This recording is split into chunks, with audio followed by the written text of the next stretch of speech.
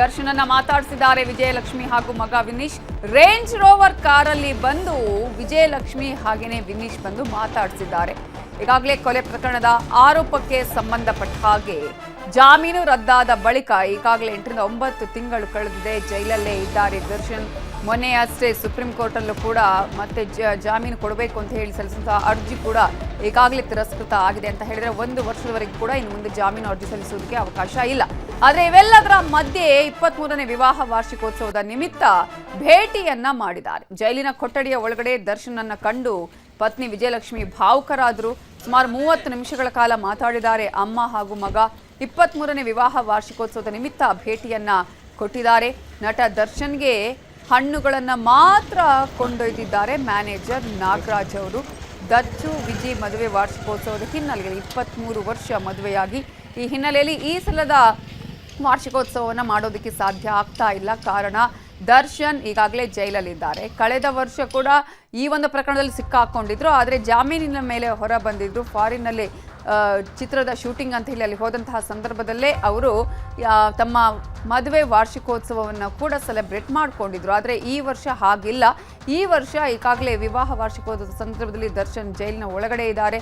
ಈ ಹಿನ್ನೆಲೆಯಲ್ಲಿ ಇವತ್ತು ದರ್ಶನ್ರನ್ನ ನೋಡೋದಕ್ಕೆ ವಿಜಯಲಕ್ಷ್ಮಿ ಹಾಗೆಯೇ ಮಗ ವಿನೀಶ್ ಅವರು ಬಂದಿದ್ದಾರೆ. ಅವರ ಮ್ಯಾನೇಜರ್ ಕೂಡ ಅವ್ರ ಜೊತೆಗಿದ್ದು ಹಣ್ಣುಗಳನ್ನು ಮಾತ್ರ ತಗೊಂಡು ಹೋಗಿದ್ದಾರೆ. ಇದರ ಬಗ್ಗೆ ಇನ್ನಷ್ಟು ಡೀಟೇಲ್ಸ್ ಅನ್ನ ಕೊಡೋದಕ್ಕೆ ನಮ್ಮ ರಿಪೋರ್ಟರ್ ಮಂಜುನಾಥ್ ನೇರ ಸಂಪರ್ಕದಲ್ಲಿ ಜಾಯ್ನ್ ಆಗಿದ್ದಾರೆ. ಮಂಜುನಾಥ್, ಈಗಾಗಲೇ 23ನೇ ವರ್ಷದ ವಾರ್ಷಿಕೋತ್ಸವ ಈ ಸಲ ಆಚರಿಸೋದಕ್ಕೆ ಸಾಧ್ಯ ಆಗ್ತಾ ಇಲ್ಲ. ಕಾರಣ ರೇಣುಕಾಸ್ವಾಮಿ ಕೊಲೆ ಪ್ರಕರಣದಲ್ಲಿ ಜೈಲಲ್ಲೇ ಇದ್ದಾರೆ ದರ್ಶನ್. ಈ ಹಿಂದೆ ಕೂಡ ಅಂದ್ರೆ ಕಳೆದ ವರ್ಷ ಕೂಡ ಆ ಒಂದು ಪ್ರಕರಣದಲ್ಲಿ ಇದ್ರೂ ಕೂಡ ಜಾಮೀನಿನ ಮೇಲೆ ಹೊರ ಬಂದ್ರು. ಎಷ್ಟು ಹೊತ್ತು ಮಾತಾಡಿದ್ರು, ಯಾವ ರೀತಿಯಾಗಿ ಭಾವುಕರಾಗಿದ್ರು ವಿಜಯಲಕ್ಷ್ಮಿ? ನವಿತಾ, ಇವತ್ತು ದರ್ಶನ್ಗೆ ಮದುವೆ ವಾರ್ಷಿಕೋತ್ಸವ. ಈ ಬೆನ್ನಲ್ಲೇ ನಟ ದರ್ಶನನ್ನ ಹೆಂಡತಿ ವಿಜಯಲಕ್ಷ್ಮಿ, ಮಗ ವಿನೀಶ್ ಸೇರಿದಂತೆ ಒಟ್ಟು 4 ಜನ ಭೇಟಿ ಮಾಡಿದ್ರು.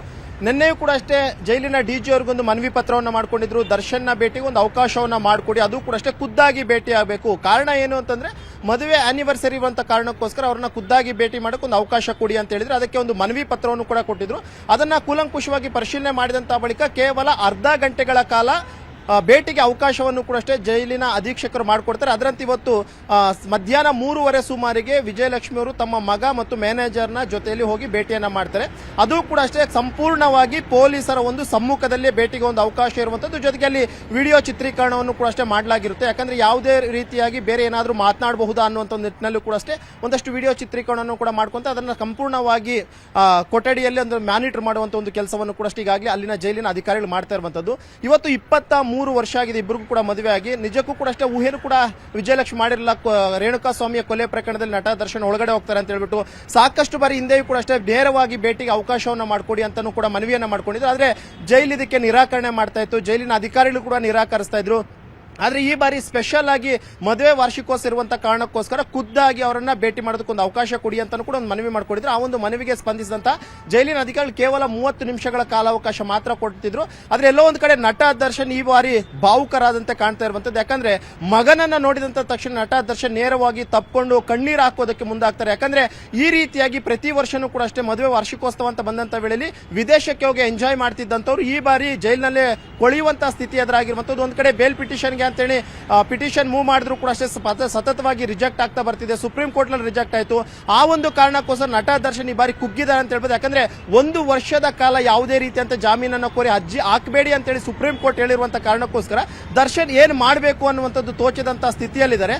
ಆ ಒಂದು ಕಾರಣಕ್ಕೋಸ್ಕರ ಇವತ್ತು ಪತ್ನಿ ಮತ್ತು ಮಗ, ಅದರಲ್ಲೂ ಕೂಡ ಅಷ್ಟೇ ಮಗನ ಮೇಲೆ ತುಂಬಾ ಅಟ್ಯಾಚ್ಮೆಂಟ್ ಇರುವಂತದ್ದು. ಪ್ರತಿ ಬಾರಿಯೂ ಕೂಡ ಅಷ್ಟೇ ಮಗನಿಗೆ ಧೈರ್ಯ ಹೇಳ್ಕೊಂಡು ಬರ್ತಾ ಇದ್ರು. ಆದ್ರೆ ಈ ಬಾರಿ ಮಗನನ್ನು ನೋಡಿದಂತ ಸಂದರ್ಭದಲ್ಲಿ ನಟ ದರ್ಶನ್ ಹೋಗಿ ಅವರನ್ನ ತಪ್ಪಿಕೊಂಡು ಕಣ್ಣೀರು ಹಾಕುವಂತ ಒಂದು ಸನ್ನಿವೇಶಗಳು ಕೂಡ ಆಗಿರುವಂತದ್ದು. ಆದ್ರೂ ಕೂಡ ಅಷ್ಟೇ ವಿಜಯಲಕ್ಷ್ಮಿ ಎಷ್ಟೇ ಮನಸ್ಸಲ್ಲಿ ನೋವಿದ್ರು ಕೂಡ ಇವತ್ತು ದರ್ಶನ್ಗೆ ಒಂದಷ್ಟು ಧೈರ್ಯದ ಮಾತುಗಳು ಹೇಳಿದ್ದಾರೆ. ಇದು ಕಷ್ಟದ ಕಾಲ, ಎಷ್ಟೇ ಕಷ್ಟ ಬಂದರೂ ಕೂಡ ಅಷ್ಟೇ ನಾನು ನಿನ್ ಜೊತೆ ಇರ್ತೀನಿ ಅಂತ ಹೇಳಿದ್ರೆ. ಯಾಕಂದ್ರೆ ಬೆಳಿಗ್ಗೆನೂ ಕೂಡ ಒಂದಷ್ಟು ಪೋಸ್ಟ್ ಗಳನ್ನ ಹಾಕೊಂಡಿದ್ರು, ನಿನ್ನೆಯೂ ಕೂಡ ಒಂದಷ್ಟು ಪೋಸ್ಟ್ ಗಳನ್ನ ಹಾಕೊಂಡಿದ್ರು. ಇವತ್ತು ಬೆಳಿಗ್ಗೆ ಹಾಕಿದಂತ ಪೋಸ್ಟ್ ನಲ್ಲಿ ಇದು ಕಷ್ಟದ ಸಮಯ, ಇಂತಹ ಸಮಯದಲ್ಲಿ ಯಾರೇ ನಿನ್ನನ್ನ ಕೈ ಬಿಟ್ಟರು ಕೂಡ ಅಷ್ಟೇ ನಾನು ಯಾವುದೇ ಕಾರಣಕ್ಕೂ ಕೈ ಬಿಡೋದಿಲ್ಲ, ಸದಾ ನಾನು ನಿನ್ನ ಜೊತೆಯಲ್ಲಿ ಇರ್ತೀನಿ ಅನ್ನುವಂಥ ಒಂದು ಸಂದೇಶವನ್ನ ಸೋಷಿಯಲ್ ಮೀಡಿಯಾದಲ್ಲಿ ಅವರು ಕೂಡ ಕೊಟ್ಟಿದ್ರು. ಅದರಂತೆ ಇವತ್ತು ದರ್ಶನನ್ನ ಭೇಟಿಯಾದಂಥ ಸಂದರ್ಭದಲ್ಲಿ ದರ್ಶನ್ಗೆ ಒಂದಷ್ಟು ಧೈರ್ಯದ ಮಾತುಗಳು ಹೇಳಿದರೆ, ಆಯ್ತು ಕಾನೂನಾತ್ಮಕವಾಗಿ ಹೋರಾಟವನ್ನು ಮಾಡ್ತೀವಿ, ಆದಷ್ಟು ಬೇಗ ನಿನ್ನನ್ನು ಹೊರಗಡೆ ತಗೊಂಡಂತ ಕೆಲಸವನ್ನ ನಾನು ಮಾಡ್ತೀನಿ. ಈಗಾಗಲೇ ಹಿರಿಯ ವಕೀಲರನ್ನು ಕೂಡ ಭೇಟಿ ಮಾಡಿದ್ದೀನಿ, ಮಾತುಕತೆಯನ್ನ ಮಾಡಿದ್ದೀನಿ, ಎಲ್ಲಾ ಪ್ರೊಸೀಜರ್ಗಳನ್ನು ಕೂಡ ಮಾಡ್ತಾ ಇದ್ದೀನಿ, ಆದಷ್ಟು ಬೇಗ ಹೊರಗಡೆ ತರ್ತೀನಿ, ನೀವು ಯಾವುದೇ ಕಾರಣಕ್ಕೂ ಕುಗ್ಬೇಡಿ. ಯಾಕಂದ್ರೆ ಜೈಲಲ್ಲಿರುವಂತಹ ದರ್ಶನ್ ಒಂದೇ ಕುಗ್ಗದ ಅಂತಂದ್ರೆ ಇಲ್ಲಿ ಆಟೋಮೆಟಿಕ್ ಆಗಿ ಹೊರಗಡೆ ಇರುವಂತಹ ಮಗ ಆಗಿರ್ಬೋದು, ಪತ್ನಿ ಎಲ್ಲರೂ ಕೂಡ ಅಷ್ಟೇ ಕುಗ್ಗೋಗ್ತಾರೆ. ಆ ಒಂದು ನಿಟ್ಟಿನಲ್ಲಿ ಯಾವುದೇ ಕಾರಣಕ್ಕೂ ಕುಗ್ಬೇಡಿ ಅನ್ನುವಂಥ ಧೈರ್ಯದ ಮಾತುಗಳು ಹೇಳಿದ್ರೆ, ಎಲ್ಲೊಂದ್ ಕಡೆ ನಟ ದರ್ಶನ್ ಇವತ್ತು ಮದುವೆ ವಾರ್ಷಿಕೋತ್ಸವವನ್ನ ಜೈಲಲ್ಲಿ ಮಾಡ್ಕೊಳ್ಬೇಕಾದಂತ ಪರಿಸ್ಥಿತಿ ಬಂತಲ್ಲ ಅನ್ನುವಂಥ ನೋವಿನ ಜೊತೆಗೆ ತನ್ನ ಮಗನನ್ನ ಅಷ್ಟೊಂದು ಹತ್ತಿರದಿಂದ ಯಾವತ್ತೂ ನೋಡಿರಲಿಲ್ಲ, ತನ್ನನ್ನ ತಪ್ಕೊಂಡು ಮುದ್ದಾಡಿರಲಿಲ್ಲ. ಸುಮಾರು 8 ತಿಂಗಳಾಗಿತ್ತು. ಯಾಕಂದ್ರೆ 2ನೇ ಬಾರಿ ಸುಪ್ರೀಂ ಕೋರ್ಟ್ನಿಂದ ಜಾಮೀನು ಅರ್ಜಿ ವಜಾ ಆದಂತಹ ಬಳಿಕ ದರ್ಶನ್ ನೇರವಾಗಿ ಮಗನನ್ನ ಭೇಟಿಯಾಗಿರಲಿಲ್ಲ, ಮಗನನ್ನ ಮುದ್ದಾಡೋಕ್ಕಾಗಿರಲಿಲ್ಲ, ತನ್ನ ಹಗ್ ಮಾಡೋಕ್ಕಾಗಿರಲಿಲ್ಲ. ಇವತ್ತು ಎಲ್ಲೋ ಒಂದು ಕಡೆ ಮಗ ವಿನೀಶ್ ಬಂದಂತಹ ಸಂದರ್ಭದಲ್ಲಿ ನೇರವಾಗಿ ಓಡೋಡೋಗಿ ತನ್ನ ತಂದೆನ ಆತ ತಪ್ಕೊಂಡು ಕಣ್ಣೀರಾಕಕ್ಕೆ ಶುರು ಮಾಡ್ತಾನೆ. ಎಲ್ಲೋ ಮಗನ ಕಣ್ಣೀರನ್ನ ಕಂಡಿದ್ದ ತಕ್ಷಣವೇ ನಟ ದರ್ಶನ್ ಕೂಡ ಅಷ್ಟೇ ಕಣ್ಣೀರು ಹಾಕಿದ್ರೆ. ಸದ್ಯಕ್ಕೆ 30 ನಿಮಿಷಗಳ ಕಾಲಾವಕಾಶ ಮಾತ್ರ ಇವತ್ತು ಜೈಲಿನ ಅಧಿಕಾರಿಗಳು ಕೊಟ್ಟಿದ್ರು. 30 ನಿಮಿಷದಲ್ಲಿ ಒಂದಷ್ಟು ವಿಚಾರಗಳ ಬಗ್ಗೆ ಕೂಡ ಚರ್ಚೆಯನ್ನ ಮಾಡಿದರೆ, ಮುಂದೆ ಕಾನೂನಾತ್ಮಕವಾಗಿ ಯಾವ ರೀತಿಯ ಹೋರಾಟವನ್ನ ಮಾಡಬೇಕು. ಈಗಾಗಲೇ ಟ್ರಯಲ್ ಕೂಡ ಅಷ್ಟೇ ಈಗಾಗಲೇ ಸೆಷನ್ಸ್ ಕೋರ್ಟ್ ನಲ್ಲಿ ಆರಂಭವಾಗಿದ್ದು, ಆ ಒಂದು ಟ್ರಯಲ್ ನ ಸಂದರ್ಭದಲ್ಲಿ ಏನೆಲ್ಲ ಮಾಡಬೇಕು ಏನು ಅನ್ನೋದ್ರ ಬಗ್ಗೆ ವಕೀಲರ ಜೊತೆ ಚರ್ಚೆ ಮಾಡುವಂತ ಕೂಡ ಈಗಾಗಲೇ ಮಾತುಕತೆಯನ್ನ ಮಾಡಿದರೆ. ಅದರ ಜೊತೆಗೆ ಮದುವೆ ವಿಷಯನೂ ಕೂಡ ಅಷ್ಟೇ ವಿಜಯಲಕ್ಷ್ಮಿ ಮಾಡಿದ್ದು. ನಟ ದರ್ಶನ್ ಸದ್ಯಕ್ಕೆ ಅಲ್ಲಿನ ಅಧಿಕಾರಿ ಮತ್ತು ಸಿಬ್ಬಂದಿ ಹೇಳಿರೋ ಪ್ರಕಾರವಾಗಿ ಎಲ್ಲೋ ಒಂದ್ ರೀತಿ ಕುಗ್ಗೋಗಿದ್ದಾರೆ. ಯಾಕಂದ್ರೆ ಇಷ್ಟು ದಿನಾನು ಇದ್ದಂತಹ ದರ್ಶನ್ಗೆ ಎಲ್ಲೋ ಒಂದ್ ಕಡೆ ಬೇಲ್ ಬರುತ್ತೆ, ನಾನು ಹೊರಗಡೆ ಹೋಗ್ತೀನಿ ಅಂತ ಒಂದು ಧೈರ್ಯ ಇತ್ತು. ಆದ್ರೆ ಮೊನ್ನೆ ಸುಪ್ರೀಂ ಕೋರ್ಟ್ 1 ವರ್ಷದ ಕಾಲ ಯಾವುದೇ ರೀತಿಯಂತ ಪಿಟಿಷನ್ ಅನ್ನ ಫೈಲ್ ಮಾಡಬೇಡಿ ಅಂತ ಹೇಳಿದ್ರೆ, ಜೊತೆಗೆ 1 ವರ್ಷದಲ್ಲಿ ಟ್ರಯಲ್ ಅನ್ನ ಮುಗಿಸಿ ಅಂತ ಹೇಳಿರುವಂತ ಕಾರಣಕ್ಕೋಸ್ಕರ ಏನಾಗುತ್ತೋ ಅನ್ನುವಂಥದ್ದು ಆತಂಕದಲ್ಲಂತೂ ದರ್ಶನ್ ಇದ್ದಾರೆ ಅನ್ನುವಂಥ ಒಂದು ಮಾಹಿತಿ ಕೂಡ ಈಗಾಗಲೇ ಲಭ್ಯವಾಗ್ತಿರುವಂತದ್ದು. ಒಟ್ಟಲ್ಲಿ 30 ನಿಮಿಷಗಳ ಕಾಲ ಸಮಯಾವಕಾಶ ಕೊಟ್ಟಿದ್ರು. ಆ ಸಮಯಾವಕಾಶದಲ್ಲಿ ದರ್ಶನ್ ಪತ್ನಿ ಮತ್ತು ಮಗನೊಂದಿಗೆ ಮಾತುಕತೆಯನ್ನ ಮಾಡಿದರೆ ತುಂಬಾ ಅಂದ್ರೆ ತುಂಬಾ ಭಾವುಕರಾಗಿದ್ದಾರೆ. ಇನ್ನು ಈ ಬಾರಿ ಕೇವಲ ಹಣ್ಣುಗಳನ್ನ ಮಾತ್ರ ದರ್ಶನ್ಗೆ ತಗೊಂಡೋಗಕ್ಕೆ ಅವಕಾಶ ಮಾಡಿಕೊಟ್ಟಿದ್ರು. ಅದರಂತೆ ತಮ್ಮ ಮ್ಯಾನೇಜರ್ ನಾಗರಾಜ್ ಅವರು ಹಣ್ಣನ್ನು ಕೂಡ ತಗೊಂಡೋಗಿ ದರ್ಶನ್ಗೆ ಕೊಟ್ಟಿದ್ದಾರೆ. ಸದ್ಯಕ್ಕೆ 30 ನಿಮಿಷಗಳಾದಂತ ಬಳಿಕ ಸದ್ಯಕ್ಕೆ ಮಗ ಮತ್ತು ಪತ್ನಿ ಮತ್ತು ಮ್ಯಾನೇಜರ್ ಸೇರಿದಂತೆ ಅವರು ಮಹಿಳೆ 4 ಜನರು ಕೂಡ ಅಷ್ಟೇ ಜೈಲಿಂದ ವಾಪಸ್ ಬಂದಿರುವಂತಹದ್ದು. ಈ ಹಿಂದೆ ಅಂದ್ರೆ ವಿಚಾರಣಾ ದಿನ ಕೈದಿಗಳಿಗೆ ಯಾವ ರೀತಿಯಾದಂತಹ ಪ್ರೊಸೀಜರ್ ಇರುತ್ತೋ ಜೈಲಿನಲ್ಲಿ ಅದೇ ರೀತಿಯಾದಂತಹ ಒಂದು ಫುಡ್ಡಿನ ವ್ಯವಸ್ಥೆಯನ್ನು ಕೂಡ ಕೊಡಬೇಕು, ಇವರು ಮನೆಯ ಊಟದ ವ್ಯವಸ್ಥೆಯನ್ನು ಕೇಳಿದಂತಹ ಸಂದರ್ಭದಲ್ಲೂ. ಬಟ್ ಇವತ್ತು ಏನಾದರೂ ಅವಕಾಶ ಇತ್ತ ಅವರಿಗೆ ಫುಡ್ ತಗೊಂಡು ಹೋಗೋದಕ್ಕೆ ಅಥವಾ ಅಟ್ಲೀಸ್ಟ್ ಒಂದು ಸ್ವೀಟ್ ತಗೊಂಡು ಹೋಗೋದಕ್ಕೆ ಅವಕಾಶ ಇತ್ತ, ಅಥವಾ ಅದಕ್ಕೂ ಕೂಡ ನಿರಾಕರಿಸಲಾಗಿತ್ತಾ, ಹೇಗೆ?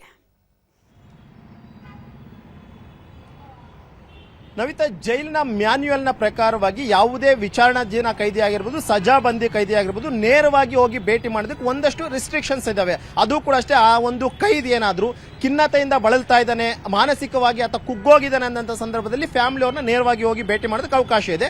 ಅದು ಬಿಟ್ರೆ ಮನೆಯಲ್ಲಿ ಯಾವ್ದಾದ್ರು ಸಾವು ನೋವಾಗಿದೆ ಅನ್ನೋಂಥ ವಿಚಾರ ಆಗಿರ್ಬೋದು, ಅಥವಾ ಮನೆಯಲ್ಲಿದ್ದಂಥವ್ರಿಗೆ ಯಾರಿಗಾದ್ರೂ ಸೀರಿಯಸ್ ಆಗಿದೆ ಅನ್ನೋ ವಿಚಾರ ಏನಾದ್ರೂ ಅವ್ರಿಗೆ ತಲುಪಿಸಬೇಕು, ಅವ್ರ ಹತ್ರ ಮಾತುಕತೆ ಮಾಡಬೇಕು ಅಂತ ನೇರವಾಗಿ ಹೋಗಿ ಭೇಟಿ ಮಾಡೋಕೆ ಅವಕಾಶ ಇದೆ. ಆದ್ರೆ ನೇರವಾಗಿ ಹೋಗಿ ಭೇಟಿ ಮಾಡೋಕೆ ಅಷ್ಟೇ ಅವಕಾಶ ಇರುವಂತದ್ದು. ಹೊರಗಡೆನ ಊಟ ಆಗಿರ್ಬೋದು ಅಥವಾ ಹೊರಗಡೆ ಇರುವಂತಹ ತಿಂಡಿಗಳಾಗಿರ್ಬೋದು, ಇದ್ಯಾವುದನ್ನು ಕೂಡ ತಗೊಂಡು ಹೋಗೋದಕ್ಕೆ ಅವಕಾಶ ಜೈಲ್ ಮ್ಯಾನ್ಯುಯಲ್ ನ ಪ್ರಕಾರವಾಗಿಲ್ಲ. ಅದರಲ್ಲೂ ಕೂಡ ನಟ ದರ್ಶನ್ಗೆ ಪರ್ಮಿಷನ್ ಕೊಡುವಂತ ಸಂದರ್ಭದಲ್ಲಿ ಹೇಳಿದ್ರು ಯಾವುದೇ ಕಾರಣಕ್ಕೂ ಹೊರಗಡೆ ಊಟ ನಾನು ಅಲೋ ಮಾಡೋದಿಲ್ಲ, ಬದಲಾಗಿ ನೀವೇನಾದ್ರೂ ಅವ್ರನ್ನ ಭೇಟಿ ಮಾಡಕ್ ಹೋಗ್ತಿದೀವಿ ಅಂತಂದ್ರೆ ಸಹಜವಾಗಿ ಹೋಗುವಂತ ಸಂದರ್ಭದಲ್ಲಿ ಯಾರೇ ಔಟ್ಸೈಡರ್ಸ್ ಬಂದಂತ ವೇಳೆ ಅವ್ರಿಗೆ ಹಣ್ಣನ್ನ ಮತ್ತು ಅಥವಾ ಡ್ರೈ ಫ್ರೂಟ್ಸ್ ಎರಡರಲ್ಲಿ ಯಾವ್ದಾದ್ರು ಒಂದು ಆಪ್ಷನ್ ಅನ್ನ ಕೊಡ್ತಾರೆ, ಅದ್ರ ಎರಡರಲ್ಲಿ ಒಂದು ತಗೊಂಡು ಹೋಗ್ಬಿಟ್ಟು ಬೇಕಾದ್ರೆ ಕೊಡಬಹುದು. ಅದು ಬಿಟ್ರೆ ನೀವು ಯಾವುದೇ ಕಾರಣಕ್ಕೂ ಇವತ್ತು ಮದುವೆ ಆನಿವರ್ಸರಿ ಅಂತ ಹೇಳ್ಬಿಟ್ಟು ವಿಶೇಷ ತಿಂಡಿ ಮಾಡಿದೀವಿ ಅಂತಾನೋ ಅಥವಾ ನಾನ್ ವೆಜ್ ಮಾಡಿದೀವಿ ಅಂತಾನೋ ಅದು ಯಾವುದನ್ನು ಕೂಡ ಅಷ್ಟೇ ಕೊಡುವ ಹಾಗಿಲ್ಲ ಅಂತ ತುಂಬಾ ಸ್ಟ್ರಿಕ್ಟ್ ಆಗಿ ಹೇಳಿದ್ರು. ಯಾಕಂದ್ರೆ ಮೊನ್ನೆ ಆಕೆ ಒಂದು ಮನವಿ ಪತ್ರವನ್ನು ಕೊಡ್ತಾರೆ, ಮನವಿ ಪತ್ರವನ್ನು ನಿನ್ನೆ ಅವರು ಪರಿಶೀಲನೆ ಮಾಡಿ ಇವತ್ತು ಬೆಳಿಗ್ಗೆ ಅದನ್ನು ಅಪ್ರೂವ್ ಮಾಡ್ತಾರೆ. ಅಪ್ರೂವ್ ಮಾಡಿದಂತ ಸಂದರ್ಭದಲ್ಲಿ ಒಂದಷ್ಟು ರಿಸ್ಟ್ರಿಕ್ಷನ್ಸ್ ಅನ್ನು ಕೂಡ ಹಾಕಿರುವಂತದ್ದು. ಯಾವುದೇ ಕಾರಣಕ್ಕೂ ನೀವು ಗೌಪ್ಯವಾಗಿ ಮಾತನಾಡೋದಕ್ಕೆ ಅವಕಾಶವನ್ನು ಕೊಡೋದಿಲ್ಲ, ನಮ್ಮ ಅಧಿಕಾರಿ ಸಿಬ್ಬಂದಿಗಳ ಸಮ್ಮುಖದಲ್ಲೇ ನೀವು ಮಾತಾಡಬೇಕು, ಪ್ರತಿಯೊಂದು ಕೂಡ ಅಷ್ಟೇ ನಾವು ಕ್ಯಾಪ್ಚರ್ ಮಾಡ್ತಾ ಇರ್ತೀವಿ, ಅದೆಲ್ಲವೂ ಕೂಡ ಅಷ್ಟೇ ಜೈಲಿನ ಡಿಜಿ ಅವರು ಕೂಡ ಅಷ್ಟೇ ನೋಡ್ತಾ ಇರ್ತಾರೆ. ಇಲ್ಲಿ ನೀವು ವೈಯಕ್ತಿಕವಾಗಿ ರಹಸ್ಯವಾಗಿ ಮಾತಾಡೋದಕ್ಕೆ ಯಾವುದಕ್ಕೂ ಕೂಡ ಅನುಮತಿ ಇಲ್ಲ ಅನ್ನುವಂಥದ್ದನ್ನ ಕಡಾಖಂಡಿತವಾಗಿ ಹೇಳಿದ್ರು. ಅದಕ್ಕೂ ಕೂಡ ಅಷ್ಟೇ ಇವರು ವಿಜಯಲಕ್ಷ್ಮಿ ಅವರು ಒಪ್ಪಿಗೆಯನ್ನು ಸೂಚಿಸಿದ್ರು. ಅದರಂತೆ 30 ನಿಮಿಷಗಳ ಕಾಲಾವಕಾಶ ಕೊಟ್ಟಿದ್ರು. ಕೇವಲ ಹಣ್ಣನ್ನ ತಗೊಂಡೋದಕ್ಕೆ ಮಾತ್ರ ಅವಕಾಶ ಇದ್ದಂತ ಕಾರಣಕ್ಕೋಸ್ಕರ ಇವತ್ತು ಮ್ಯಾನೇಜರ್ನ ಮುಖಾಂತರವಾಗಿ ದರ್ಶನ್ಗೆ ಒಂದಷ್ಟು ಹಣ್ಣನ್ನ ತಗೊಂಡೋಗಿದ್ದಾರೆ. ಬಿಟ್ರೆ ಉಳಿದಂತೆ ಯಾವುದೇ ತಿಂಡಿ ತಿನಿಸುಗಳಿಗೆ ಅವಕಾಶನೂ ಕೂಡ ಕೊಟ್ಟಿಲ್ಲ, ಅದನ್ನ ತಗೊಂಡೋಗಿ ಬಿಟ್ಟು ಇಲ್ಲ.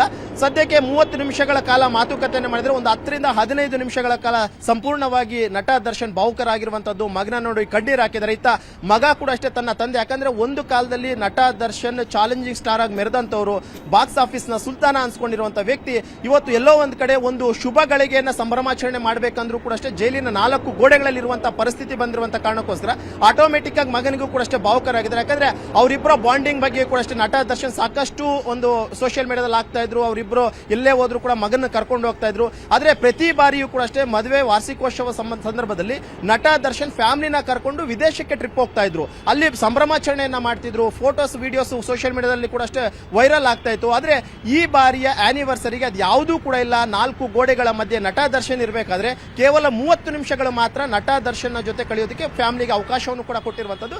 ಇದರಿಂದ ಎಲ್ಲೋ ಒಂದು ಕಡೆ ನಟ ದರ್ಶನ್ ಕೂಡ ಅಷ್ಟೇ ಭಾವುಕರಾಗಿದ್ದಾರೆ. ಮತ್ತೊಂದು ಕಡೆ ಈ ಒಂದು ಬೇಲ್ ಪಿಟಿಷನ್ ಅನ್ನುವಂಥದ್ದು ನಟ ದರ್ಶನ್ಗೆ ಕಳೆದ 1 ವಾರದಿಂದ ಕುಗ್ಗುವಂತೆ ಮಾಡಿದೆ ಅಂತಂದ್ರೆ ತಪ್ಪಾಗೋದಿಲ್ಲ.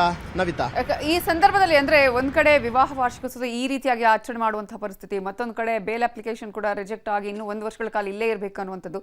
ಆ ಸಂದರ್ಭದಲ್ಲಿ ಅಂದ್ರೆ ವಕೀಲರು ಏನಾದರೂ ಅಲ್ಲಿಗೆ ಬಂದಿರುವಂತಹ ಚಾನ್ಸಸ್ ಇದೆಯಾ ಹೇಗೆ ಅಂತ ಹೇಳಿ. ಇನ್ನೊಂದು ಕಡೆ ನಾರ್ಮಲ್ ಆಗಿ ಯಾಕಂದ್ರೆ ವಿಚಾರಣಾ ದಿನ ಕೈದಿಗಳನ್ನು ಕೂಡ ಭೇಟಿ ಮಾಡೋದಕ್ಕೆ ಇಂಥ ದಿನಗಳು ಅಂತ ಹೇಳಿ ಅವಕಾಶಗಳು ಇರುತ್ತೆ. ಈ ಸಂದರ್ಭಗಳಲ್ಲಿ ಬಂದಿರಲಿಲ್ವಾ ವಿಜಯಲಕ್ಷ್ಮಿ ಆಗಿರ್ಬೋದು, ಅವರ ಮನೆಯವರು ಅಥವಾ ಅವರ ಆಪ್ತ ಸ್ನೇಹಿತರು?